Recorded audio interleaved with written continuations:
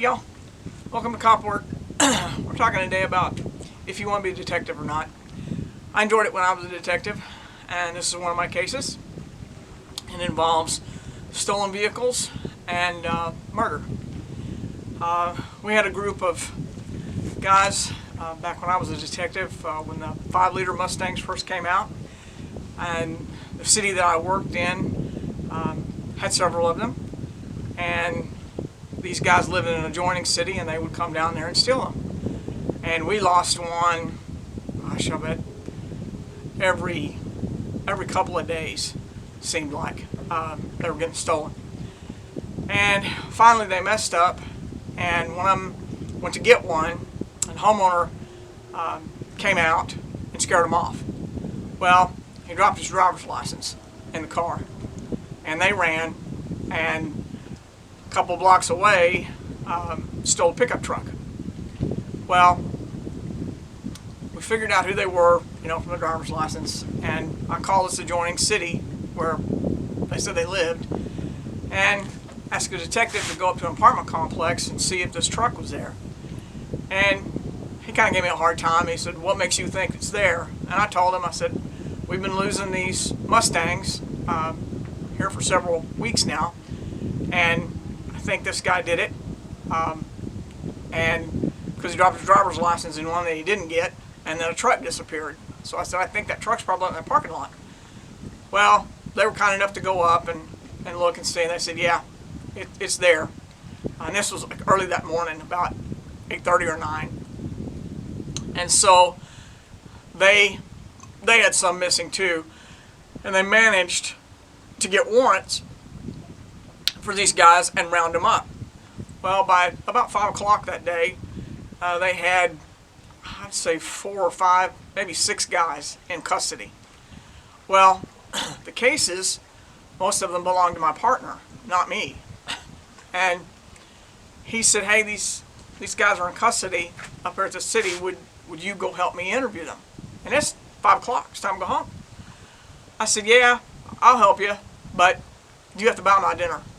And I wouldn't have made him buy it. I was just messing with him. He said, okay, I'll help you. He said, I'll buy your dinner if you'll help me. I said, "Okay, I'll help you."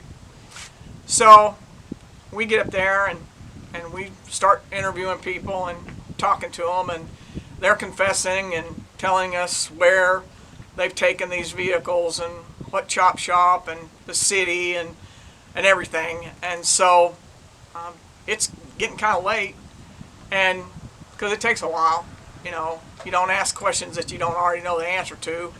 And so when we get a little information from one, then we use it against the other, and we finally worked through most of them, and we had one guy to go. And it's like, God, it's after midnight, maybe 1 o'clock in the morning. I've had no dinner, nothing. I'm starving, been up nearly 24 hours, nothing to eat.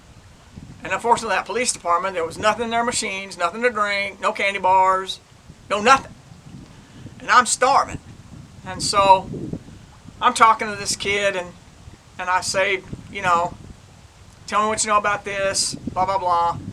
And he's confessing, and I'm writing it all down, and we're sitting there, and he finally says to me, he says, "Well, since you know everything." I said, "That's right, I know everything." Well, I didn't. I just pretended like I did. I said, "Yeah, I know everything. What do you got?" He said, "I killed a guy last summer in this large city where they were taking these cars to be chopped." And I said, "Okay, they tell me about that." So he tells me about shooting the guy and outside the chop shop where they were taking these cars and whatnot. And I said, "Okay, write all that down, sign it, and I'll be back in just a minute." So he's steadily writing stuff down, and I go out of this interview room, and my partner's standing outside. And I looked at him and I said, "I ought to slap you right now." And he said, "What's the matter? What's the matter?" I said, "That guy killed a guy last summer and just confessed." Well, my partner starts laughing. I said, "Don't laugh. Don't laugh. It's 1 o'clock in the morning. I'm tired. Hadn't had anything to eat. I've been up nearly 24 hours. I said, and I got to go home and sleep for 5 minutes and then come back. He said, yeah, me too. And he's laughing hard. I said, I'm going to smack you, I swear. You make me so mad. I said, I came up here to help you. And this guy confesses to me. And he said, oh, he was laughing. He said, yeah, I know. And I was so mad. I said, okay. So I go call this major city. And I say, because they got detectives that work 24/7, they're so big. I said, hey, do y'all have an open homicide from last summer? Well, the guy starts laughing. I said, okay. I said, that's my mistake. Let me rephrase that.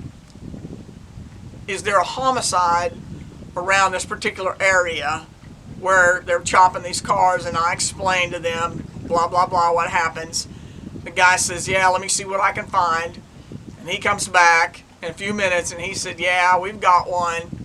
I said, well, your killer's sitting in this jail. I just talked to him. And he said, okay. He said, we'll be up there after a while. And I said, well, I'm not staying. I'm going home. I said, I've had all this fun I want to have for the day. And so he said, that's okay. So they put him back in the cells. I get the confession, get everything. And my partner is still steadily laughing. And I'm like, dude, I'm telling you, you owe me so big for this. He said, yeah, I know. I do. He said, that never should have happened. I said, I know it shouldn't have. He said, why did he tell you? I said, I don't know why he told me. And I didn't. He just confessed. He said, yeah, you know everything. And I said, yeah, I do. And he said, okay, I'm going to tell you this. So sometimes you never know when you start talking to people what they're going to tell you. You just have to listen and make them think that you know everything. I didn't know everything, but he thought I did. And so he confessed. And I finally got home, I don't know, at maybe 4 or 5 o'clock in the morning. I slept a little while, and I'd turn around and go back to work because I had a bunch of paperwork I had to do from all that, and clearing up all those offenses. We cleared up a bunch of cases. They all went to jail. I never did get called for the trial and murder.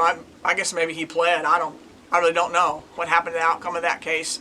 But like I said, if this interests you and you like to talk to people, you never know what you're going to find out from them. Some of them will tell you everything and anything and just blurt it out. So if that's interesting to you, it was interesting to me. I really enjoyed it when I did it. Maybe being a detective is right for you, you know, and if you're a patrol officer, that interests you, I would encourage you to go, if you like to talk to people and like to try to figure things out and chase the bad guys, I would encourage you to be a detective. I thoroughly enjoyed the time I did it, and then after that I worked places where we didn't have a detective, and so we had to work our own cases. And still, that don't bother me to do. It's just a bunch of paperwork, you know, getting things right and filing it with the DA's office and being prepared, you know, being prepared for the grand jury and if you go to court, being prepared. So it's not really that hard, just time consuming. So, but anyway, you hear me say at the end of these videos, if you can, please donate to the hurricane relief effort. Those people are still in such a bad way, and they need everyone's help. Still, they do. They just need everything. So, if you can, donate to the place of your choice or all over the internet, asking for money and help, and organizations. You know, check out the organization. But if you can, $20 makes a difference to them. You know, people-wise, animal-wise, resource-wise, all of it. So if you can help them out, please do so. And one of my favorite cop shows I've ever been on was Hill Street Blues, and that sergeant would always end briefing by saying, let's be careful out there. Well, I paraphrase that for y'all. I said, y'all be careful out there.